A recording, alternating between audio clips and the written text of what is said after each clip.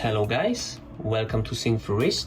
I'm your host. Today is going to be a little tutorial video on how to use an Audemars Piguet watch.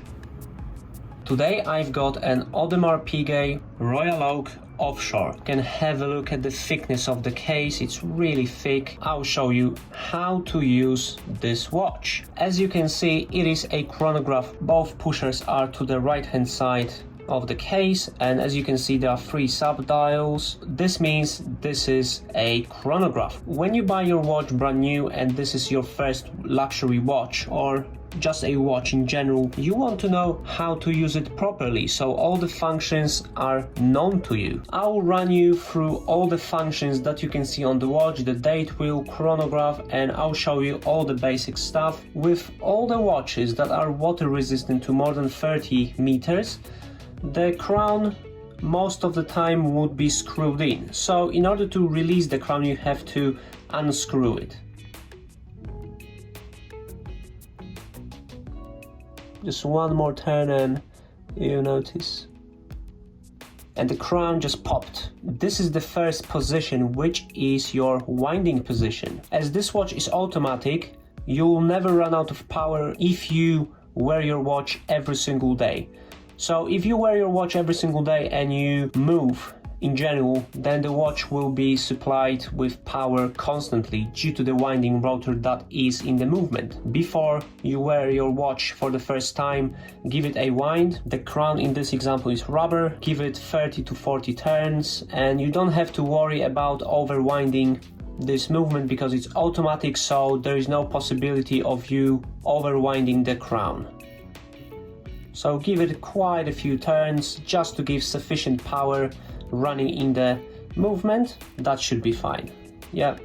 I'll show you how to set time, how to set date, and how to use the chronographs. First click of the crown is your date wheel setting. I will skip that for you for now and I'll show you why. Pull the crown out fully and then you've activated the hands, the hour and the minute hand, as you can see. I would advise you to make sure that you went past midnight, so you are in the safe zone. Move away from the midnight to, let's say it's 10:30 in the morning, something like that, 10:30 in the morning. Push it fully to the case, push it in fully, and we are back at the winding position. The reason I skipped the date setting for now is I wanted to set hours and minutes first. The explanation behind this trick is you can never set date when the hands are showing anything from 9 o'clock p.m. to around 4 o'clock in the morning. Every single time you do it between 9 or sort of 4 o'clock, you are risking damaging or jamming the mechanism. So just to be safe, avoid doing that. There you go. So the first click was date function. And now let's say it's the 25th. It's the 25th. There you go. It's all fully set for you. You can see this bubble. That's your date wheel and you can set your date however you like. Feel free to play with the date wheel and always make sure you operate the crown with both of the fingers. Otherwise you might snap the whole crown stem and the crown, so this would be costly to replace. Always be careful, be gentle with these things, they are quite fragile. So we are back at the 25th. It's all fully set, so I'll just push it back, push it whilst turning clockwise. There you go, and you will get this motion, and make sure the crown is fully screwed in. This gives you the 100% water resistance. So if the manufacturer says the watch is water resistant to, let's say, 100 meters, then as long as this crown is fully screwed in, you can swim with the watch and you are not risking damaging anything. For you, I've set hours, minutes, and date function. The last function of this watch would be your chronograph, which is this long hand, and it always goes back to 12 o'clock. In order to activate the chronograph, you have to push the top pusher right there.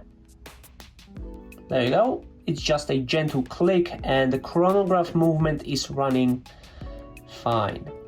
You can see everything is moving. As the chronograph hand is running, I'll show you what these 3 sub-dials do. The one at 12 o'clock is what you call small seconds. This one works regardless of whether the chronograph is activated or not. It just shows you the seconds, normal seconds. And this chronograph is basically your stopwatch. The sub-dial at 9 o'clock is what you call a 30-minute counter. The hand used to be at 12 o'clock where the 30 marker is, and now it advanced by 1 minute. So if you keep the chronograph running, you could basically count 30 minutes on this watch. The one at 6 o'clock is your 12-hour indication. So if you leave the chronograph running for a few hours, you see that small black hand would be going around that small sub-dial, and that's what these chronographs are made for, just to measure things, measure time. Some chronographs have different options, different layout of the sub-dials within the dial. It all depends on the movement. However, as APs go, you've got small seconds, 30-minute indication, and also 12-hour indication. However, if you are bored of the chronograph or you just don't want to use it for now, you just press the top pusher again and the chronograph stopped. There you go.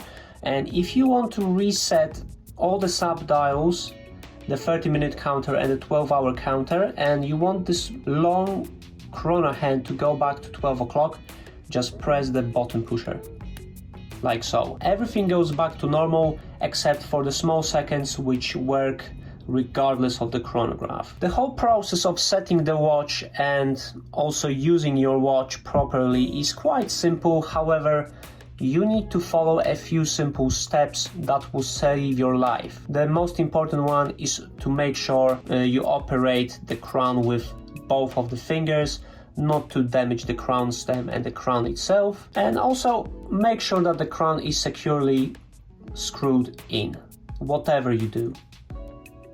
There you go. I think that's it for today. If you enjoyed the video and you find it helpful, please like, subscribe to Synthurist, and stay tuned for more. Bye.